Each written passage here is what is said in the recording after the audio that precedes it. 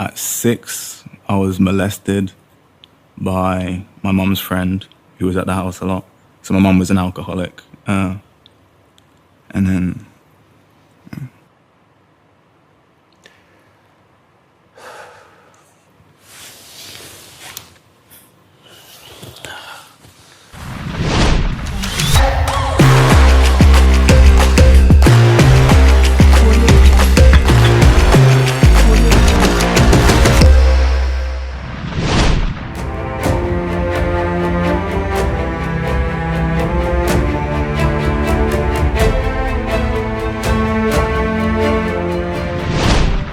Baru-baru ini, Dele Alli mengungkapkan segala permasalahan yang ia alami. Berbicara dalam sebuah acara podcast bersama Gary Neville, di Overlap Podcast, Alli menjelaskan segalanya dengan sangat detail. Mulai dari permasalahan hidupnya sejak kecil, hingga tentang karir sepak bolanya. Nah, dari itu semua, muncul beragam reaksi termaksud dari Mauricio Pochettino yang dianggap Dele Alli sebagai ayah. Lantas bagaimana sebenarnya kisah hidup seorang Dele Alli, pemain yang dulu digadang-gadang bakal jadi pemain terbaik Inggris, namun kini nasibnya bak seorang pesakitan yang terhukum rindu.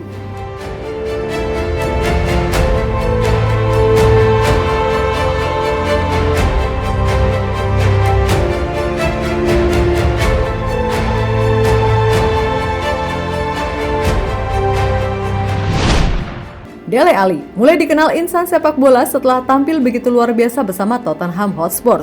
Dirinya dianggap memiliki skill luar biasa untuk menjadi bintang masa depan. Seiring berjalannya waktu, kualitasnya semakin membaik, sehingga ia mampu mengimbangi permainan Spurs yang berujung dengan kemenangan. Bahkan legenda sepak bola Inggris Frank Lampard pernah menyebut bahwa kaki Alli bisa saja membuatnya terkenal di dunia. Dan dengan segala kemampuan serta kualitas yang mencolok, wajar bila dirinya mendapatkan penghargaan Professional Footballers Association atau PFA Young Player of the Year tahun 2017.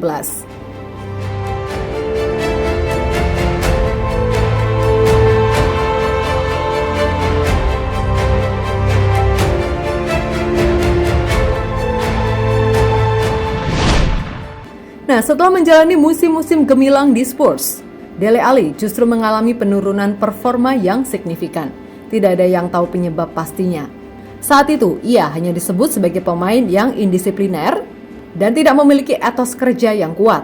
Bahkan Jose Mourinho pun sempat mencapnya sebagai pemain pemalas sebelum akhirnya Spurs melepas Alli ke Everton di musim dingin 2022. Gagal bersinar di Everton, Alli pun dipinjamkan ke klub Turki Besiktas. Di sana, ia pun tidak bisa memberikan penampilan terbaik hingga membuat Besiktas ogah mempermanenkannya. Setelah terkatung-katung dan hilang dari radar, baru-baru ini Dele Alli kembali muncul ke publik. Rupanya ia baru saja menjalani rehabilitasi selama 6 pekan. Dalam sebuah wawancara dengan Gary Neville di The Overlap, Alli mengungkapkan bagaimana trauma masa kecil yang ia alami telah berkontribusi pada masalah yang dihadapinya dalam beberapa tahun terakhir.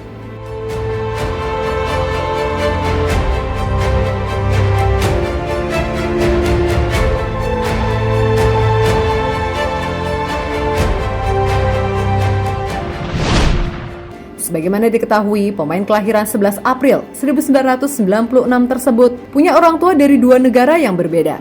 Ayahnya, Kehinde Kenny, pangeran suku Yoruba di Nigeria.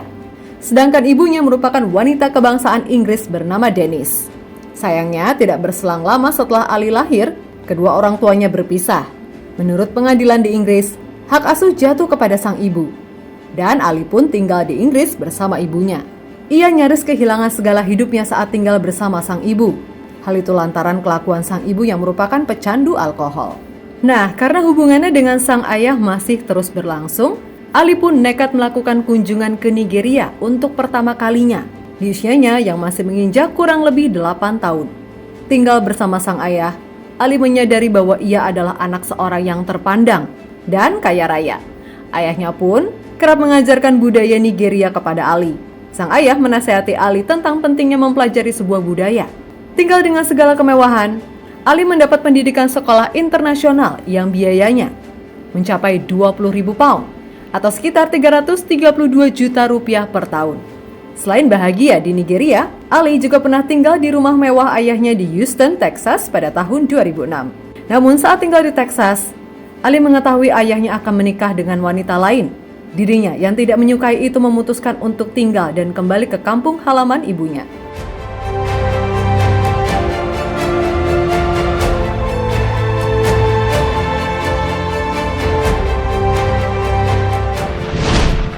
Yap, sekembalinya ke Inggris, bukan kasih sayang yang didapat.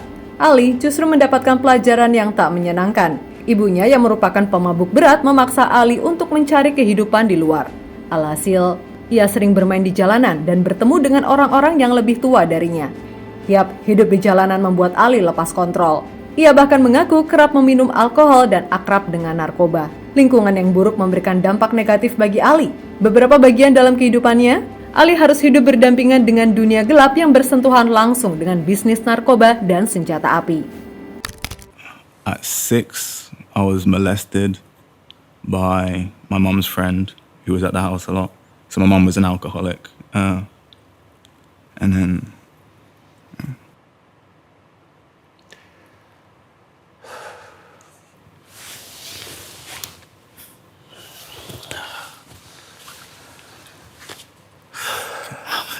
Sorry.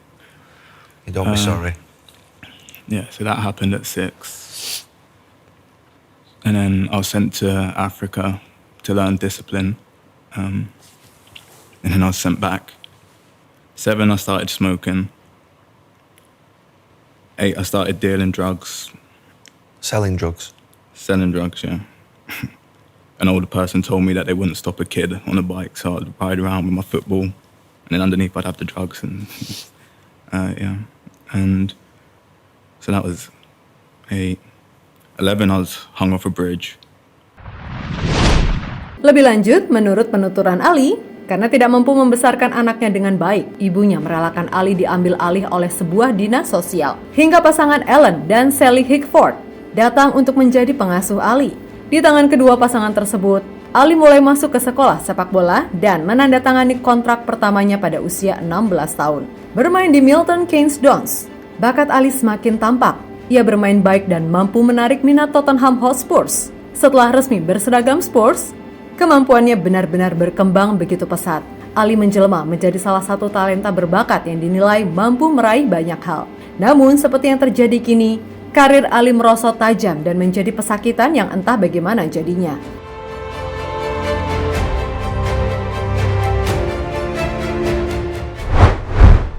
Yap, dalam podcast tersebut, Ali coba menjelaskan segala masalah yang ia hadapi hingga membuat karirnya hancur seperti ini. Selain membahas soal masalah traumatiknya di masa kecilnya, ia juga menceritakan saat ia mencapai titik terbaik bersama Spurs, di mana ketika itu, ia masih menyimpan luka yang dalam kepada orang tuanya. Yap, ketika itu, banyak media yang menyebut jika Ali tidak mau mengakui kedua orang tua kandungnya. Ali menganggap jika ia sukses tanpa sedikit pun sentuhan dari orang tuanya itu, ia benar-benar kecewa dengan kisah masa lalunya dan tidak menginginkan kedua orang tuanya kembali. Bahkan saat kedua orang tuanya menonton pertandingan di stadion, Ali sama sekali tidak mau menemui dan hanya lewat begitu saja. Kemudian Dele Ali juga menjelaskan soal kecanduan obat yang ia derita. Menurutnya, kecanduan obat tidur dimulai saat ia ingin mengatasi traumanya, tapi itu berlangsung terus-menerus dan mencapai titik di mana Ali tahu itu sangat merugikan, terutama pada karir sepak bolanya. I mean, it's been going on for a long time. I think without me realizing it, the things I was doing to numb the feelings I had. I mean, I didn't realize I was doing it for that purpose, whether it be drinking or whatever. I think they're things a lot of people do, but if you abuse it and use it in the wrong way, and you're not actually doing it for the pleasure, you're doing it to try and chase something or hide from something, it can obviously damage you a lot. So it started with that. Yap, kini Dele Ali sendiri baru saja menyelesaikan rehabilitasinya 3 minggu lalu. Dari rehabilitasi di Amerika Serikat yang memakan waktu 6 minggu, menurutnya, saat ini ia telah merasa kuat. Dan itu mengapa ia mulai berbicara dalam podcast yang menjelaskan semua perjalanan karirnya yang tak mudah. Seperti keinginannya pensiun di usia 24 tahun, saat tidak mendapatkan kepercayaan dari Jose Mourinho. Already, where is Dele? I understood already that you are a fucking lazy guy in training. I don't need more days, lazy. But lazy pass, you know, bang! If this pass is fast and in the space, goodbye. It's a whole fucking team, Eric. Put a name on it. You need to name the whole team. Yeah, name the whole team. What's the point in that? It's the whole fucking team. Big game. You do this. Oh, fuck. Yeah, I'm fucking angry, Eric. You just sit there and everything. Come on. It's a good thing. It's a good thing. It'd be more helpful if you did. Let me speak now. Nah, soal ucapan Mourinho yang menyebutnya malas, Dele Alli sendiri menerangkan jika sebenarnya itu bukan kejadian asli, di mana sebenarnya Mourinho telah meminta maaf kepadanya di sesi latihan karena mengatakan itu di video dokumenter Amazon.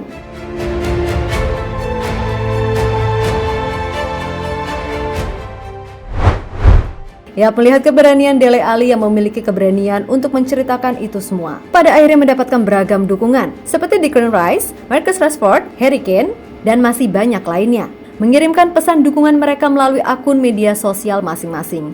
Selain itu, Everton juga mengeluarkan pernyataan memuji keberanian Ali dan meminta privasinya dihormati. Klub telah mendukung Dele baik dalam kembali ke kebugaran dan mengatasi tantangan pribadi yang disorot dalam wawancaranya dengan The Overlap. Semua orang di Everton menghormati dan memuji keberanian Dele untuk berbicara tentang kesulitan yang dia hadapi, serta mencari bantuan yang dibutuhkan. Tulis pernyataan klub Everton.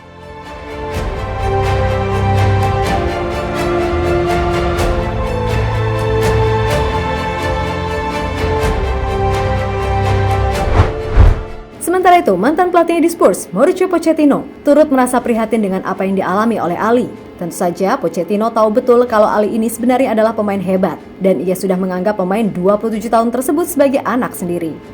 Hal itu senada dengan Ali yang pernah menyatakan demikian pada tahun 2021 silam.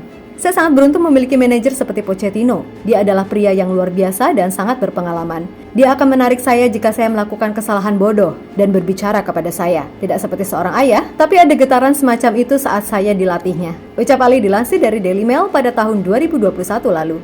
Lebih lanjut, Pochettino yang belum lama ini jadi manajer Chelsea berharap bisa membantu pemain berusia 27 tahun tersebut untuk membangkitkan lagi karir sepak bolanya. Saya harap bisa punya waktu untuk menghubungi dan melihat bagaimana kabarnya karena dia orang baik dan saya ingin sedikit bicara dengannya dan mendengar. Saya ingin membantunya dan melihat apa yang terjadi kepadanya.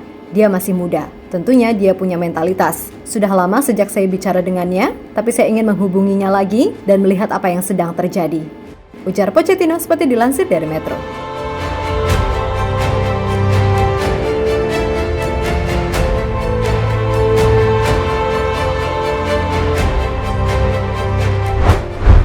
Ya, pada akhirnya kita semua hanya bisa mendoakan serta berharap kalau Dele Alli bisa kembali lagi ke permainan terbaiknya. Sebab ia bagaimanapun punya bakat luar biasa dan terlebih usianya masih 27 tahun. Namun yang terpenting jelas, ia telah pulih dari masalah mental dan itu diharapkan bisa membentuk dirinya jadi pribadi yang lebih baik.